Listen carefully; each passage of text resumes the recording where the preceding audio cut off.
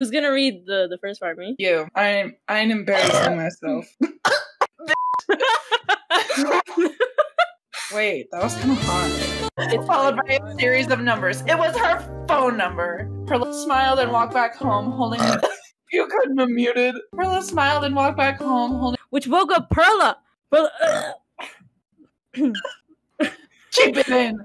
Keep it in, bitch. The main character's best friend or something like that. Sorry.